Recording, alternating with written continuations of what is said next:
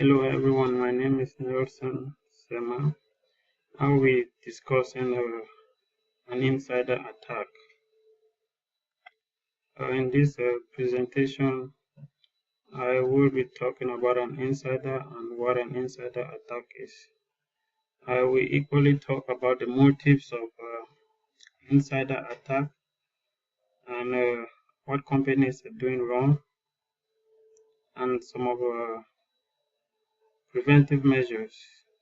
I will equally do a little bit of demonstration or try to ping systems within an internal network and equally try to pin a system from an internal network and see how the result will turn out. Then from there we can understand some of the difficulties that outsiders do face, which insiders don't. So an insider is any person who is trusted by the company and has access to confidential and critical company information. So here we are seeing that an insider who has a trust from the company, when he or she attacks the company, steals information from the company, we call that kind of attack an insider attack because it's somebody that the company trusts and he or she is using that trust from the company to steal information from the company. It is very difficult to recognize an insider attack because these are people that the company trusts.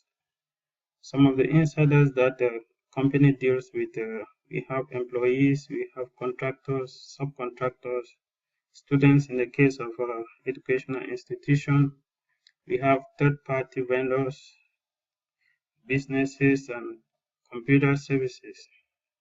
If we want to pick an example here, we want to talk about a subcontractor like Edward Snowden, who in May of 2013 came out publicly and announced that NSA has a surveillance policy that gets citizens' information or phone information, which when we move to the motives, it would directly fall under desire for recognition and power. He is one of the person that when it comes to encryption and other area of security, his name is always mentioned. Equally, some of the motives that we will talk about here is financial benefits, blackmail, revenge, politically motivated, and loyalty. For financial benefits, programmers who write codes that will process financial transactions can include codes that will automatically process a percentage of every transaction and send to illegal accounts, which they will benefit at the end of every month or at the end of a certain period of time. Loyalty here is in regards to employee who is about to resign because he or she has another offer from a different company. Some of the times, these companies may require this potential worker to steal intellectual property from his or her previous employer. These are some of the motives that drive insiders to attack. And then here we just list out some of the stuff that companies are doing wrong. These are not actually stuff that they are doing wrong, but in regards to insider attack, we consider this aspect stuff that they are doing wrong. For example, access control, we have vulnerability management, strong boundary protection, password policy, awareness programs. All this stuff that we have here are good policies and good implementations for an outsider attack. But when it comes to an insider attack, we see that none of this is going to work because these are people that we trust. So companies are supposed to do something else apart from controlling the access to websites, security. Apart from security patches and antivirus, what else can they do? Strong boundary protection. Apart from that, what can a company do to protect insider from stealing information? Strong password. They already have that password. Awareness programs. We have awareness programs for the security policy of the company. Company should design a security policy for insiders that will protect them from stealing information. For example, if you want to talk about a password, strong password, although this password is not strong, but we can see from this picture that once a password can't be memorized, it goes on a post-it note, and a coworker can pick this up and get access to personal information. Okay, we want to hear from managers. This is a report from Prometric, a leading security company, who says about 54% of managers confirm that it is difficult, it's harder to detect and prevent the insider threat today than it was in 2011. This shows how technical or how knowledgeable insiders have become in attacking their employers. What is surprising about this research is the fact that the rate at which insider attack is occurring is almost equal to the rate at which a cyber attack occurs. Reports from 2007 says cyber attack, insider attack was 4% of all cyber attack, and in 2010 it went up to 20%. Today, what companies have to say about an insider attack? Insider attack is completely different from what they used to say a couple of years behind. So how should we think about the problem? What should companies do in order to reduce insider attack? Proposal from the research says that if companies create a robust insider policy, this will help to minimize the rate at which insider attack the system.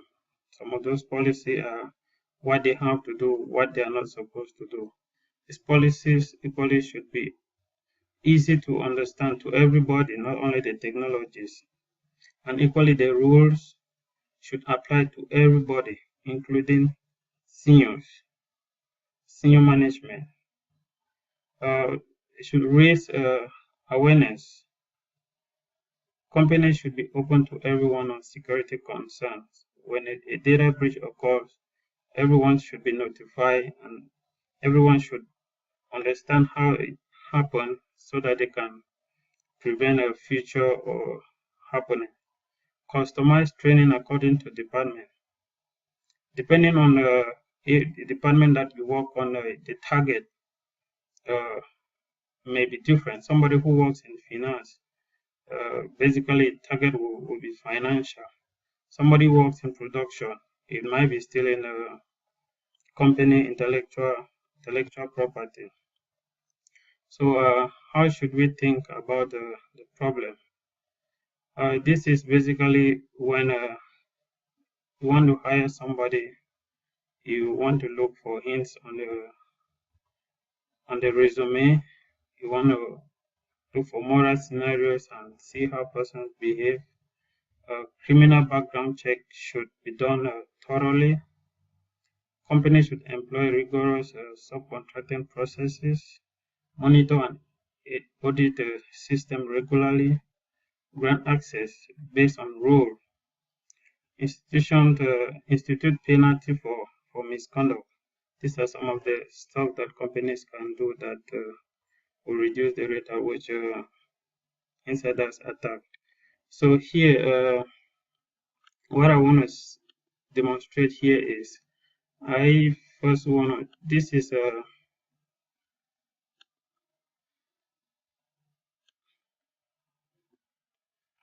I'll first try to show you how the network, this is a network where we have, this is a firewall, and we have two external system and 4 internal systems. So what I want to show here is how difficult it will be for these 2 external systems to break into the firewall and be able to get access to the internal system. So I will try to use Windows 8. Microsoft Windows 7 is an external system. So I'll first confirm with the IP address, which is this. So if I try to ping a system that belongs into the internal network,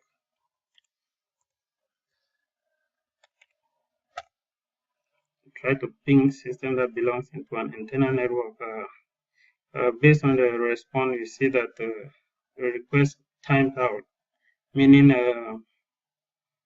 the firewall does not allow external systems to try to get into internal system.